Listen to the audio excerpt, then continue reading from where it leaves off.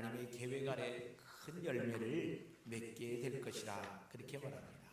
특별히 선한 일을 행하는 사람은 반드시 심는 대로 거두는 그런 상급이 있다고 말씀하십니다. 그렇기 때문에 선을 행하는 사람들은 선을 행하다가 낙심하지 말고, 낙심할 만한 일이 생겨도 포기하지 말고 끝까지 선을 행해야 된다, 그렇게 말씀하고 있습니다.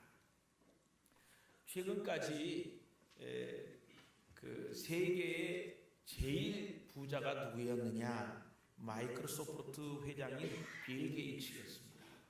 그는 은퇴를 했고 그의 재산을 후손들에게 다 주겠다라고 이렇게 조금씩 나눠주고 나머지는 다 이 구제하는 일에 쓰겠다라고 했음에도 불구하고 그의 재산은 계속 늘어났습니다. 4년 동안 연속 1위였습니다. 24년 중에 제일 부자의 1위를 차지했던 건 18년 동안이나 되었습니다. 이런 기록이 2017년에 깨졌습니다. 그런데 석유를 판매했던 록펠러라는 사람은요, 이 현 시세로 환산하면 빌 게이츠의 2배가 되는 재산을 가졌던 그런 사람이었습니다. 초기에 그가 광산업을 했습니다. 그래서 많은 것을 투자했습니다. 그런데 거기서 아무것도 나오질 않는 거예요. 그래서 그는 어려움 가운데 있게 되고, 또 노동자들이 일을 하는데 이 광산에서 뭐가 나와야 뭐를 임금을 줄 터인데 나오질 않으니까 임금이 체불되고 노동자들이 폭동을 일으키기 바로 직전에 상태가 심각했습니다. 록펠러는 기도했습니다. 하나님께 기도하기를, 주님, 저는 주 앞에 헌금 생활도 하고 주를 잘 섬겼는데 어찌 이런 일이 있습니까? 사실 록펠러는 11조를 철저하게 하기로 유명한 사람입니다. 자기 11조를 위해서 직원만 43명인가를 두고 11조 계산을 철저하게 하려고 했던 그런 사람이었습니다. 그런데 그가 어려움 가운데 있습니다. 그런데 기도를 하고 있는 중에 이런 음성이 들렸습니다. 때가 되면 열매를 거두리라. 이런 하나님의 세미한 음성을 마음속으로 들었어요. 아, 하나님의 때가 아직 아니구나. 그래서 모든 사람들이 이제 포기하고 하지 말라고 하는 그 시점에서 그는 계속 땅을 파기로 했습니다. 그래서 땅을 파고 또 파고 그러는 중에 거기에서 무슨 광석이 나오는 게 아니라 검은 물이 나왔어요. 석유가 터졌습니다. 그래서 그는 미국 나이 겨우 44세에 미국 석유 산업의 90%를 차지하는 스탠드 오일 트러스트의 실질적인 지배자가 된 것입니다. 때가 되면 열매를 거두리라. 네, 이 말씀을 순종한 것이죠. 오늘 저와 여러분에게도 이 말씀이 임하게 될 줄 믿습니다. 때가 되면 거두리라. 우리 그리스도인들에게 하나님께서 부탁하신 지상명령은 우리의 인생의 목표, 우리가 이 땅에 살아가야 될 이유, 우리 신앙생활의 내용이 바로 지상명령이 되어야 합니다. 그래서 주님께서 이것을 우리에게 부탁하셨고 이것을 위해서 예수님은 십자가에서 돌아가셨습니다. 예수님이 어느 날 제자들에게 나는 너희들이 알지 못하는 양식이 있다라고 말씀하실 때 그 일은 예수님이 제자들이 모르고 있었던 그 양식은 바로 복음 전하는 일이었습니다. 예수님의 생명이었습니다. 예수님이 이 땅에 오신 이유이고 이 땅에 존재하는 이유이고 예수님이 십자가에 돌아가신 그 이유가 복음이었습니다. 그리고 예수님께서 하늘나라에 올라가시면서 우리에게 부탁하신 준엄한 명령, 지상명령, 우리가 존재해야 할 이유, 우리가 예수를 믿어야 할 이유, 그것은 복음 증거였습니다. 그것을 위해서 예수님은 우리를 구원하셨고 그것을 위하여 예수님은 오늘 우리에게 우리가 보고 있는 건강의 복을, 우리가 누리고 있는 이 물질의 복을 우리에게 주신 것입니다. 우리가 선을 행하다가 하나님의 말씀에 순종하여 선을 행하다가 낙심하면 안 됩니다. 포기하면 안 됩니다. 때가 되면 하나님의 계획 가운데 그 일을 이루는 때가 임하게 될 줄을 믿습니다. 첫 번째로 낙심하지 않냐면 심는 대로 열매를 거둡니다. 갈라디아서 6장 6절로 7절에 보니까 가르침을 받는 자는 말씀을 가르치는 자와 모든 좋은 것을 함께하라. 스스로 속이지 말라. 하나님은 업신여김을 받지 아니하시나니 사람이 무엇으로 심든지 그대로 거두리라. 할렐루야. 성경은 분명히 말합니다. 사람이 무엇으로 심든지 그대로 거두리라. 좋은 것을 심었으면 좋은 것을 거두게 될 것이고, 좋지 않은 것을 심었으면 나쁜 열매를 맺게 될 것입니다. 오늘 우리가 신앙생활을 하면서 하나님 앞에 성실하게 최선을 다하여 복음 전하는 일을 심었다면 그 열매를 여러분은 맺게 될 것이고, 그 열매를 여러분의 후손들이 누리게 될 것입니다. 그런데 그것을 하지 않고 하나님이 왜 내게 복을 주시지 않는가, 왜 하나님이 내게 열매를 주시지 않는가, 이렇게 하는 것은 성경은 스스로 속이는 일이고 하나님을 업신여기는 일이라고 말하는 것입니다. 하지 않고도 복을 기대하는 거예요. 하나님이 왜 내게 이런 복을 주지 않았을까 라고 말하는 거예요. 이것은 하나님 앞에서 잘못된 것이고 어리석은 것이고, 그리고 그런 모든 일들은 하나님 앞에 되어줄 수가 없습니다. 왜냐하면 하나님께서 우리의 성실함을, 우리의 신실함을 보고 계시기 때문입니다. 낙심하지 아니하면 그가 심은 대로 곧 거둘 것이라. 미국 소매상협회의 조사에 의하면 그 물건을 판매하는 판매원들 중에 48%가 한 번 그 물건을 권면하는 전화를 한 번 하고 포기한다는 겁니다. 그리고 또 25%는 두 번 전화한답니다. 두 번 전화. 그리고 15%는 세 번 전화하고 세 번까지 했는데 이 사람은 물건을 살 사람이 아니다라고 포기한다는 것입니다. 묶어서 말하면 전체 100명이 있다면 88명의 판매원이 한 번 내지는 세 번 하고 더 이상 그들에게, 손님에게 권면하지 않는다는 거예요. 무슨 말입니까? 이 100명 중에 88명은 회사에게 유익을 끼치지 못하는 사람이에요.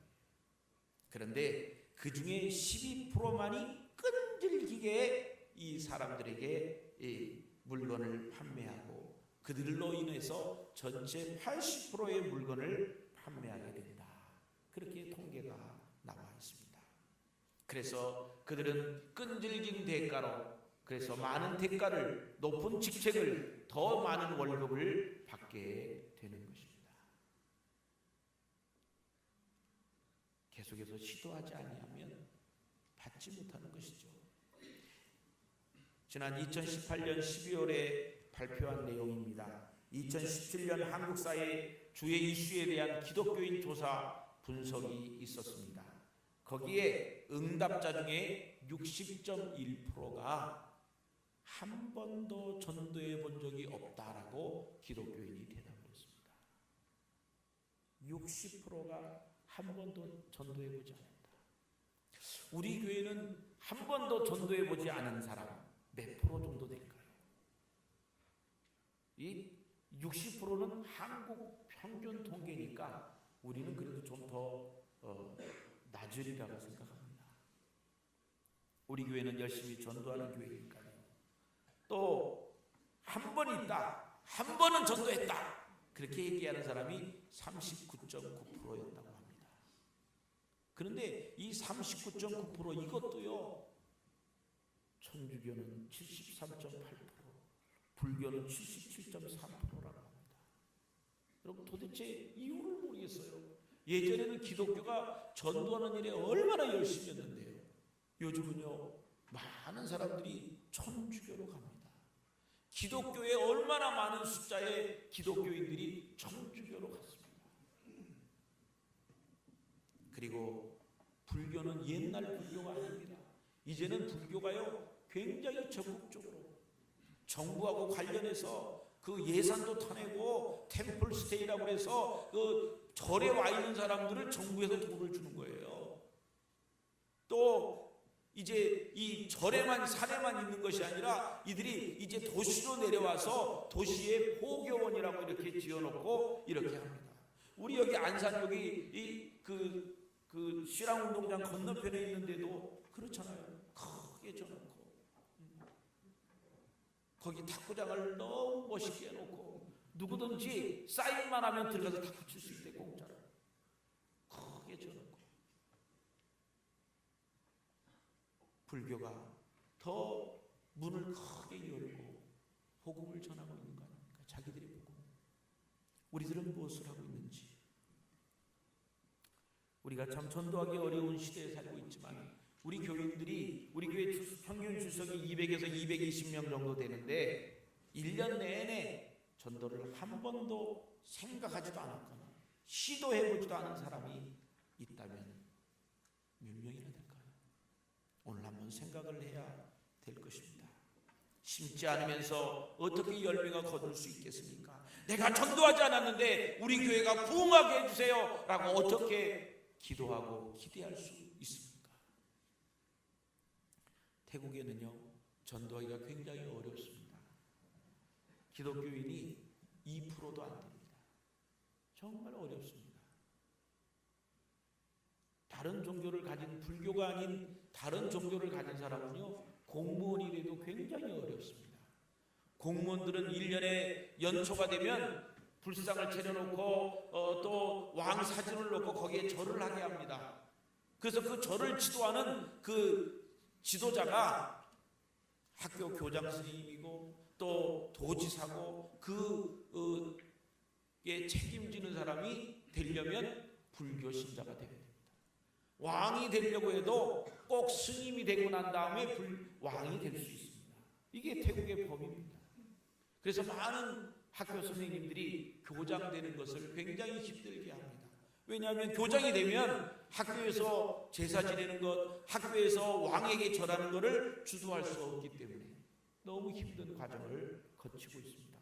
그럼에도 불구하고 하루 종일 저희가 태국에서 대학생 사역을 할 때 어떻게 사역하느냐, 그냥 대학교 가가지고 하루 종일 그 자리에 앉아 있어라. 전도하든지 말든지 그 자리에 앉아만 있어.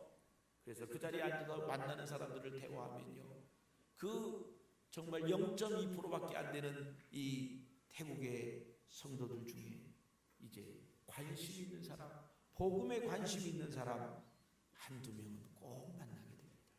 하루 종일 있습니다. 우리 교회도 커피 전도를 하고 하는 걸 보면 전도지를 나눠주면 주보를 주면 거의 반 이상은 받지도 않고 지나갑니다. 아유 이거 받고 커피 한 잔 드세요. 무슨 우리가 공짜로 주는데 이렇게 굽실거려야 되는 거예요. 그래. 그래도 뭐 그렇지 않아요. 그래 전도지 받아가지고 저 뒤쪽으로 싹 돌아서 버리고. 요즘은 못 버리면 눈치 보이니까 그래서 쓰레기통을 찾아서 버리기도 합니다. 예전에 제가 오래전에 그 전도하러 갔다가 그때는 뭐 전도지 계속 나눠주, 전철에서 나눠주는데 전철 그 입구에서. 그런데 이 청소하는 환경미화원 아저씨가 와가지고 이거 쓰레기 이거 자꾸 버리니까 그러니까 하지 말라고 전도하죠. 왜냐하면 사람들이 그때만 해도 받으면 내려가면 다 버리니까. 그러니까 그 청소하시는 분이 너무 속상하잖아요. 계속 이렇게 쓰레기가 생기니까. 그래서 저희한테 와가지고 하지 말라고 막 이러는데, 그래서 우리는 믿음으로 근데 우리는 합니다. 우리가 알아서 주술 테니까 걱정하지 마세요. 그때 이분이 열받아갖고 경찰에 신고했어요. 그래가지고 제가 정말 환상적으로 이 경찰차를 타고 가면서 얼마나 하나님께 복음을 전하는 고난을 당하는 요즘은 그러지 않습니다. 그래도 아무튼 우리 교회가 요일별로 열심히 전도하잖아요. 관계전도도 하고요, 문고리전도, 상가전도, 커피전도, 어린이전도, 토요일 새벽 버스 앞에서의 전도, 버스역 앞에서 전도, 주일 아침에 또 병원에서의 전도. 우리 교회처럼 열심히 전도하는 교회가 어디 있어요? 그렇죠? 근데 그거 모르는 분들이 반은 우리 교회 뭐 그런 게 다 있어. 오시면 볼 수 있습니다. 우리 그 구역 식구들 중에 참 귀한 분들 많이 있습니다. 교회를 이사를 와가지고 교회를 정하려고 하는데 이 공원에서 전도진 않아주는 우리 교인이 많았어요. 그리고 우리 교회 오세요. 그래요. 마침 정하려고 준비하고 있는데 왔어요. 그래서 구역에서 얼마나 사랑스럽게 하는지. 그분이 이사 갔어요. 저 안양으로. 그래갖고 제가 신방을 갔어요. 근데 신방을 갔는데 집 바로 앞에가 교회가 있더라고요. 근데 우리 교단 교회가. 그래서 제가 그 교회를 은근히 소개를 했죠. 그쪽으로 가라. 왜냐면 아기가 둘이나 되는데 어떻게 안고 업고 이렇게 교회로 와요. 근데 나는 눈치를 금방 채고 제가 그 교회 가라는 얘기는 안 했고 여기 교회가 있네요. 이 교회도 우리 교단 교회를 계속 이런 얘기를 하니까 아니 목사님 지금 나는 세관교회 가려고 그러는데 지금 그 교회 보내려고 그러는 거예요? 이러는 거예요. 이거 너무 미안해. 그래서 거기서 더 멀리 이사 갔어요. 또 신방을 갔어요. 저는요 세관교회 오려고.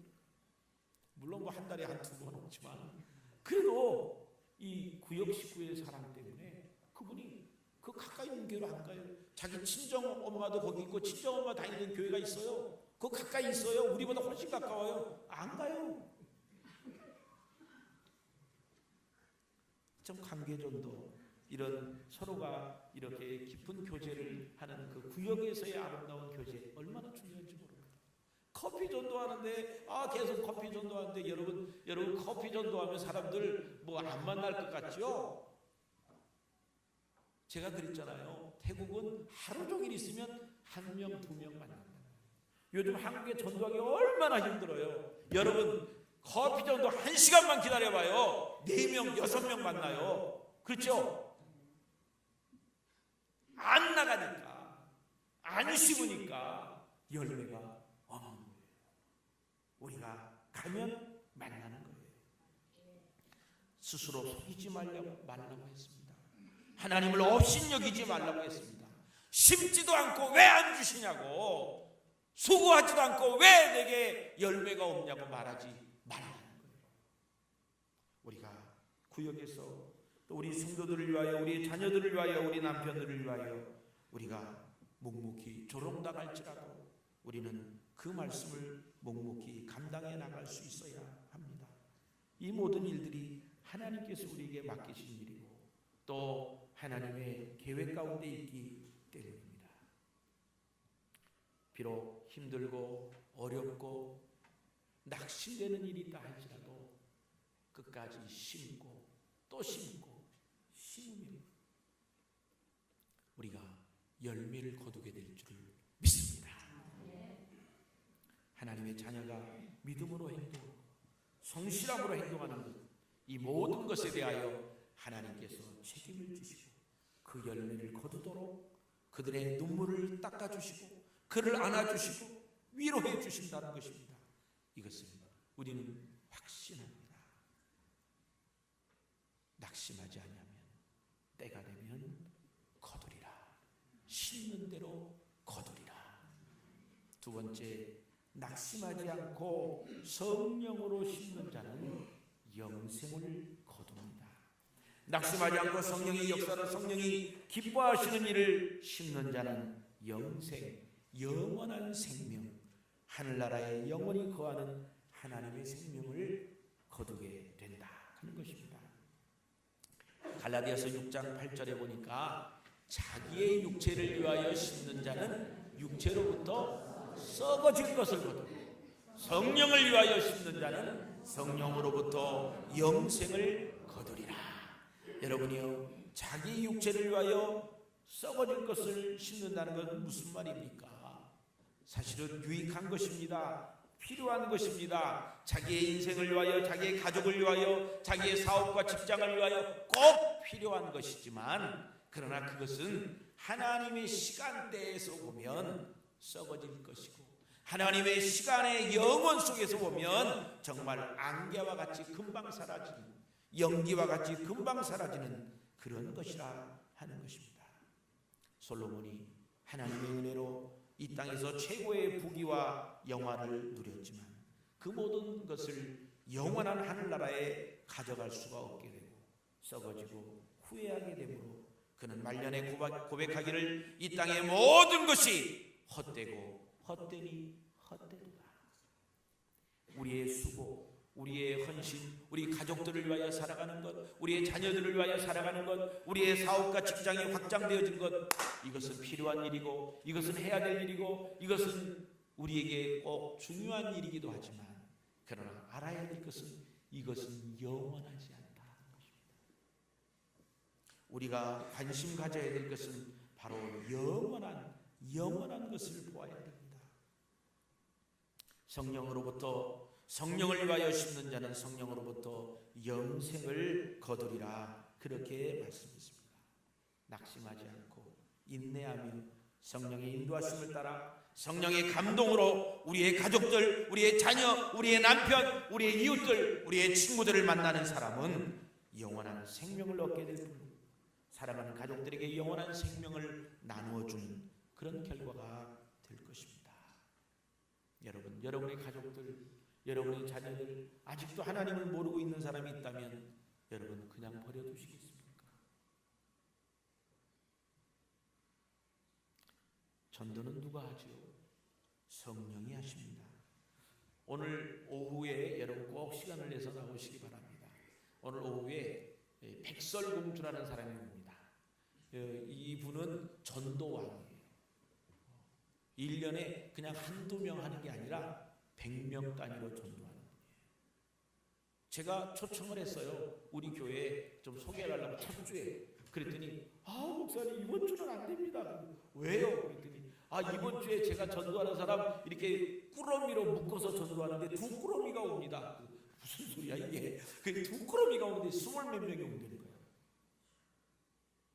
이분 오늘 오후에 보시는 거예요. 이분 사업장은요, 사업도 잘 되지만 전도처예요. 하면 되는데 문제는 이 사람의 말재주로, 이 사람의 수고로만 되는 것이 아니고 성령의 역사로 되는 것입니다. 성령이 함께 하시면, 성령이 그의 마음을 바꾸면 되는 것입니다. 최건동 목사님의 전도, 무식한 전도 방법이 있습니다. 지금도 그렇게 하는 사람들이 있습니다. 그래서 소아람들한테 막 꾸지람 받고 욕 먹어요. 예수 천당 불신지옥 뭐 이렇게. 요즘은 저는 동의하지 않습니다. 그런데 이분 시대에는, 이분은 예수 천당 불신지옥 말하기 전에 그는 너무나 많은 시간을 기도로 준비하고 나갔어요. 그리고 거기에 능력이 나타납니다. 그리고 거기에 회개의 역사가 일어나고 병이, 질병이 치료받고, 그분이 세운 교회만 해도 100몇 교회를 세웠잖아요. 불신지옥. 예수 믿고 천당 가는, 그냥 성령을 의지하여 했던 것입니다. 저희가 잘 알고 있는 정근모 박사님이 있습니다. 그는 경기중학교, 경기고등학교를 다 수석으로 들어갔어요. 고등학교는 6개월만 다니고 그냥 검정고시로 고등학교 1학년 나이에 서울대 물리학과를 차석으로 들어갔어요. 미국에 가서는 석사를 하지 않고 박사를 3년 만에 23살 나이에 마쳤어요. 그 박사 23살에 박사를 받으니까 미국에서 정식으로 정교수로 초빙이 됐어요. 23살 나이에 미국에서 교수가 됐습니다. 그리고 한국에 와서 한국과학기술원을 설립하고 한국의 원자력을 이렇게 대표적으로 일으켰던 분이 바로 정근모 박사입니다. 근데 이분의 이야기가 있어요. 이분이 경기고등학교를 나오고 서울대학교를 나왔는데 그 동기동창 중에 전두환 대통령 때 경제수석을 했던 김재익 수석이 있었습니다. 아주 친한 친구였습니다. 늘 친하고 교제를 했는데 이 정근모 박사가, 이 사람도 자기의 아들이 이렇게 질병으로 인해서 간을 이식해주고 콩팥을 이식해주고 나중에 결국은 아들이 죽었어요. 그래서 이로 인해서 그가 하나님을 믿게 되었습니다. 그런데 그가 믿는 하나님이 너무 귀하니까 이거 친구에게 전하고 싶었어요. 그런데 기회가 없는 거예요. 계속 기도합니다. 그리고 어느 날 친구에게 말했습니다. 내가 오늘 너에게 꼭 전도를 해야 되겠다. 그러면서 오늘 중요한 얘기를 좀 하고 싶다. 만나자. 그래서 무슨 얘기인데, 내가 너에게 교회를 가도록 예수님을 좀 소개하고 싶다. 내가 만난 예수님을 소개하고 싶다. 그랬더니 이분이 마침 나도 교회를 갈까 하는 마음이 있었어요. 그러니까 다음 주에 만나자. 이번 주는 내가 너무 바쁘니까. 이번 주에 전두환 대통령 모시고 미얀마 가는데 갔다 와서 만나자. 그런 얘기를 했습니다. 그래서 그래 그러면 미얀마 갔다 와가지고 우리 같이 교회 가자. 이렇게 얘기를 했어요. 그래서 정근보 박사는 이제 중국 그 원자로 회의가 있어서 이 중국에 갔습니다. 그 회의를 끝나고 호텔에 들어와서 텔레비전을 켜는데 거기에 미얀마 아웅산에 이제 폭탄 테러가 일어나서 많은 분들이 죽었는데 그 자기 친구 김재익 수석이 거기서 죽은 거예요. 다음 주에 교회 같이 가자고 했는데 거기서 죽은 거예요. 그래서 정근보 박사가 가슴을 치면서 내가 한 주만 더 일찍 그에게 이 이야기를 했더라면, 내가 망설이지 말고 한 주만 더 일찍 말했더라면 그가 예수를 믿었을 텐데. 왜냐하면 마음에 작정하고 있었잖아요. 예수 믿으려고. 여러분, 전도 대상자들이 영원히 살아있다고 생각하지 마세요. 여러분의 자녀들이 여러분의 말을 늘 지금처럼 들을 거라고 생각하지 마세요. 언제는 며느리 때문에, 사위 때문에 그 집을 가고 싶어도 못 갈 때가 있을 수가 있습니다. 우리가 그에게 복음을 지금 전해야 합니다. 우리 남편이 너무 반대하니까 언젠가는 나오겠지. 아니에요. 지금 전해야 합니다. 지금 전해야 합니다.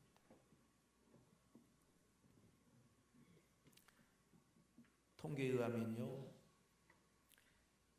이 예수님을 대형 집회 때 영접한 사람이 교회에 정착하게 되는 것은 0.6% 정도 된다고 합니다. 그런데 그 성도들을 통해서 생활 속에서 또 구역을 통해서 이렇게 예수를 만나고 알게 된 사람은요, 정착이 16% 정도가 된다고 합니다. 이 피터 와그너가 이것을 조사해서 발표를 했습니다. 한 번 교회에 나올 사람은 평균 7번 정도의 계속적인 만남이 필요합니다. 한 사람이 교회에 나오는데 최소한도 다양하게 13명 이상의 사람들에게 복음을 소개받았고 또 섬김을 받았고 격려를 받았기에 13번이 지나서야 겨우 그가 마음을 열고 교회에 나오게 된다 하는 겁니다. 여러분, 베드로는요 수제자였습니다. 베드로는요 정말 모든 것을 예수님을 위하여 목숨을 걸고 예수님을 믿기로 했습니다. 예수님을 잡으러 온다는 말을 들으니까 칼을 들고 누구든지 예수님을 죽이는 자라면 내가 그를 죽이리라. 내가 주와 함께 죽을 각오가 되어 있나이다. 제자들과 그렇게 말했지만 그가 어린아이가 저도 예수님과 같이 있었다라고 말하는 그 말 한마디에 두려워서 예수님을 모른다고 저주하면서까지 부인했다라고 말하고 있습니다. 그런데 그가 성령에게 사로잡히자, 성령 충만하자 그가 갑자기 변해서 한 번에 3,000명, 5,000명을 그리스도 앞으로 인도하고 일어나 걷지 못하는 장애인을 일으켜서 그로 인해서 수많은 사람이 하나님께 돌아오는 그런 놀라운 역사를 일으켰습니다. 누가 했습니까? 베드로가 아닌 성령이 하셨습니다. 오늘 저와 여러분이 성령님의 감동하심을 기다리십시오. 우리가 전도하기 전에, 우리가 복음을 전하기 전에 하나님 앞에 기도하고 성령이 역사하기를 기다리십시오. 그리고 성령께서 우리에게 누구를 생각나게 하는가 생각하세요. 오늘 저희가 초청장을 다 만들었어요. 그리고 초청장을 여러분이 이름을 써낸 사람 그 이름을 우리가 대신해서 썼어요. 그리고 김아무개가 누구를 초청합니다 라고 그래서 써가지고 지금 준비해놨어요. 오늘 가시다가 다 주실 거예요. 그런데 아직도 이름을 하나도 안 쓴 사람은 없어요. 오늘 중이라도 꼭 써주세요. 오늘 중이라도 내가 누구를 전도하겠습니다. 여러분이 기도하지 못해도요, 우리 온 성도가 새벽 기도 때 그 사람 이름을 이렇게 자막을 띄워놓고 하나하나 불러가면서 기도하고 있다고요. 그러니까 써 좀 내주세요. 써 내주세요. 우리가 같이 기도해요. 우리 같이 하나님의 역사를 경험할 수 있기를 원해요. 우리가 찾아가요, 만나요, 그리고 그 사람들의 이야기를 들어봐요, 전화해요, 문자를 좀 보내보세요. 그리고 성령이 그들에게 어떻게 역사하시는지 우리가 함께 그 일을 볼 수 있기를 바랍니다. 귀한 성도님들, 우리 성령님의 강한 역사들을 우리가 함께 경험할 수 있기를 주의 이름으로 축원합니다. 세 번째로, 낙심하지 않고 포기하지 않으면 때가 되면 거둡니다. 갈라디아서 6장 9절로 10절 말씀입니다. 우리가 선을 행하되 낙심하지 말지니 포기하지 아니하면 때가 이름에 거두리라. 그러므로 우리는 기회 있는 대로 이 모든 이에게 착한 일을 하되 더욱 믿음의 가정들에게 할지니라. 하나님의 뜻을 알고 그 뜻을 따라 순종하고 낙심하지 않고 포기하지 않는 사람, 하나님의 때에 성취하고 하나님의 때에 수고한 열매를 거두게 될 것입니다. 사실 우리가 전도하다 보면 이런저런 말로 인해서 상처를 받습니다. 그리고 뒤로 돌아서 이거 내가 지금 내가 월급 받고 하는 것도 아닌데, 자기 구원받으라고 하는 건데 뭘 나한테 저렇게 하는가 하는 짜증을 내기도 합니다. 때로는 전도하다가 남편에게 어려움을 당하기도 하고 정말 속상하고 앉아서 눈물로 지새웠던 밤들이 있습니다. 우리의 자녀들이 하나님 앞에 돌아오지 않는 것 때문에 우리가 하나님 앞에 새벽마다 기도하는 기도가 있지 않습니까? 그래서 계속 기도하고 계속 하지만 도무지 돌아오지 않는 것 같고 도무지 때가 되지 않는 것 같습니다. 그래서 이 시간이 길어지면 길어질수록 낙심되고 좌절합니다. 힘듭니다. 꼭 벽에다 대고 얘기하는 것 같습니다. 우리는 정말 이게 과연 이루어질 수 있을까 염려가 되기도 합니다. 신앙의 선배들을 보면 아브라함은 75세의 부름을 받았습니다. 그리고 약속을 받기를 너의 자손이 너의 후손이 바다의 모래알처럼 이렇게 엄청난 사람으로 이렇게 축복을 받을 것이라고 했습니다. 그런데 25년이 될 때까지 한 명의 자녀도 주지 않았습니다. 그는 믿음으로 기다렸고 그는 믿음의 조상이라는 말을 그것을 통해서 얻었습니다. 100세가 되어 그는 하나님의 약속을 보았습니다. 요셉의 일생을 보면 정말로 안타깝고 불쌍한 인생이었습니다. 개인적으로 아무 이유도 없이 꿈을 꾼 얘기를 했다는 것 때문에 형들에게 미움을 받고 노예로 팔렸습니다. 그러나 하나님의 선하신 뜻을 믿고 거기에서 인내하고 있었습니다. 그런데 거기 노예 신분이지만 그 주인 집에서 잘 지내려고 했는데 또다시 누명을 쓰고 옥살이를 하게 됩니다.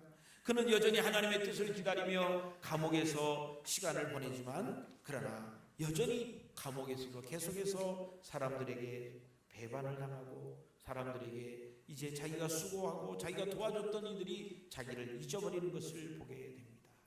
그런데요, 지나고 보니까 30년 이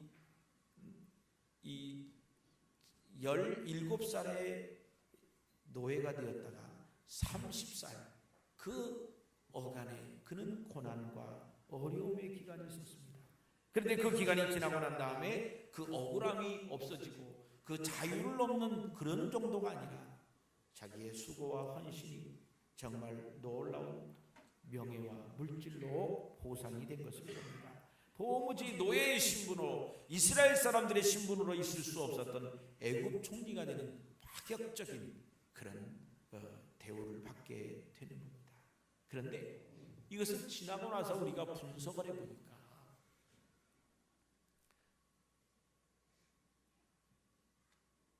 요셉의 고백에 의하면 요셉이 17살의 형들의 미움을 받아서 노예로 팔린 것은 이스라엘 백성들을 구원하고 이스라엘 백성들을 부강하게 애굽에서 일으켜서 다시 가나안 땅으로 보내려는 하나님의 장기적인 계획 가운데 있었습니다. 요셉이 보디발의 집에서 그 집사 생활을 하면서 그 힘든 생활을 했지만 그 일로 인하여 애굽에서의 문화들, 애굽에서의 모든 사람들의 모든 것들을 이해할 수 있고 애굽의 언어를 이해할 수 있는 좋은 기회가 되었습니다. 옥중에 있어서 너무 힘든 것 같았지만 옥중에는 왕궁에 거하는 사람들이 잡혀있는 옥이었습니다. 그래서 왕궁에 있는 사람이 어떤 생각을 가지고 있고 왕궁에 있는 사람이 어떤 일을 하는 것인지를 자세하게 알 수 있었습니다. 그래서 어떤 직책을 받지 않고 바로 애굽 총리의 직분을 맡았는데도 불구하고 그는 애굽을 전체를 장악할 수 있는 총리의 역할을 잘 해낼 수 있었습니다. 이것은 하나님의 놀라운 계획을 순종했기 때문에 그가 얻었던 놀라운 일이었습니다. 조지 밀러는 기도 응답을 많이 받은 이로 유명합니다. 평생 5만 번 이상의 기도 응답을 받았다고 말합니다. 그가 20살에 회심을 했는데 돌아가실 때는 나이가 93살이었어요. 약 70년 이상 동안을 사역을 하며 기도의 응답을 받았습니다. 1년에 약 700개의 기도 응답을 받은 것입니다. 하루에 2개 이상의 기도 응답을 받은 것입니다. 그의 기도의 제목을 적은 기도 노트가 3,000페이지 정도 됐다. 그가 기도 응답 받은 것을 기도한 것을 적고 응답 받을 때 표시하고 이렇게 되어서 3,000페이지를 나눴습니다. 그런데 그가 평생을 기도했지만 응답되지 않는 것이 있었는데 그건 5명의 친구들이었다고 합니다. 이 5명이 어렸을 때 자랐던 아이들이기 때문에 같이 그들을 전도하기 위해서 열심히 노력했는데 3명 정도가 구원을 받았는데 2명은 끝까지 믿지 않았습니다. 무려 52년 동안을 전도했는데 2명이 아직도 믿지 않았습니다.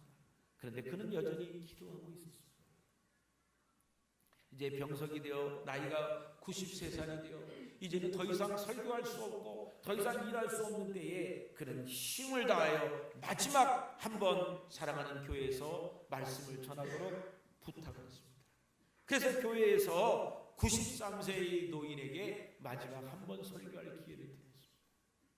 그런데 그때 설교를 하면서 그 설교 말씀을 들었던 사람 그 5명의 친구 중에 1명이 그 자리에 와 있었습니다. 그리고 그가 예수를 그날 믿었다는 것입니다. 그리고 그는 이 세상을 떠났습니다. 그의 기도의 제목 중에 1명 친구는 예수를 믿지 않았어요. 어느 날 그 친구가 조지 밀러가 죽었다는 소식을 듣게 되었습니다. 그리고 또 하나의 소식은 그가 죽으면서 마지막까지 한 사람의 친구가 예수를 믿지 않았는데 그 친구를 생각하며 죽었다 하는 이야기를 들었습니다. 그 말을 듣고 그 사람이 예수를 믿게 되었고 전도자가 되었답니다. 그리고 그가 늘 간증하는 말은 여러분 조지 밀러 목사님을 아시지요? 여러분 그 조지 밀러의 마지막 기도가 바로 나입니다. 오늘 저는 이런 이야기를 듣고 싶지 않나요? 여러분 집사님, 권사님, 장로님 그분의 기도가 그 기도의 응답이 바로 저예요. 제가 얼마나 뺀질뺀질했는 줄 아세요? 제가 얼마나 기독교를 반대했는 줄 아세요? 그런데 오늘 제가 이렇게 교회당에 나왔잖아요. 한두 번 그들에게 복음을 전하고 난 다음에 포기하지 마세요. 우리 성도 중에 어떤 분이 아이가 상처를 받아서 새로운 교회, 다른 교회를 가려고 하니까 아이가 멈칫거리는 거예요. 그래서 아빠가 같이 갔대요. 그래서 아빠는 그 교회에 아이를 데려다 주러 간 거예요. 근데 그 교회에서 너무 적극적으로 등록하려니까 그냥 전화번호를 써준 거예요. 그리고 아빠는 그 아이는 그 교회를 다니지만 아빠는 그 교회를 안 다녀. 왔어요. 그런데 그 교회에서 계속 문자가 온대. 3년이 지나고 계속 지났는데도 그 교회에서 문자가 온대. 그래서 제가 좀 남편을 전도하세요. 남편 교회 좀 나오게 하세요. 그랬더니 하시는 말씀이, 남편이 내가 교회를 가기는 가야 되는데 가면 요 문자 오는 교회로 갈 거야. 그렇게 얘기했대.